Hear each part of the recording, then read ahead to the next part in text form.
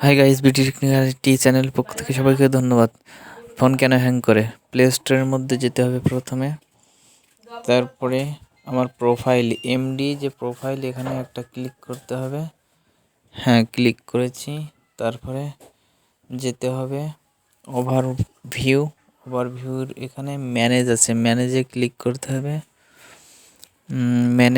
ম্যানেজের ওখানে this device এখানে ক্লিক করে নট ইনস্টল এটা করে দিতে হবে। করার পরে যে অপশানগুলো আসবে অ্যাপসগুলো এগুলি সব টিক মারতে হবে এক এক করে। এগুলো টিক মেরে দিলে একটা একটা করে যত আমার দেখেন কতগুলি অ্যাপস, বন্ধুরা দেখুন কতগুলি অ্যাপস আমার আগে সেট আপ দেওয়া ছিল, সেগুলো কিন্তু এখানে জমা হয়ে আসে। আর জমা হয়ে আসে মানে প্লে স্টোরে কিন্তু একটা প্রেশার রয়েছে, যার কারণে আমার ফোন হ্যাং হবে এবং স্লো কাজ করবে।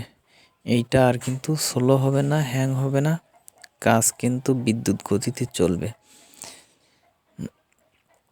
আমার প্রায় সবগুলো টিক হয়ে গেছে, 3টে বাকি আছে, এই যে হয়ে গেছে। তারপরে ডিলিট, ডান সাইডে ডিলিটে চাপতে হবে।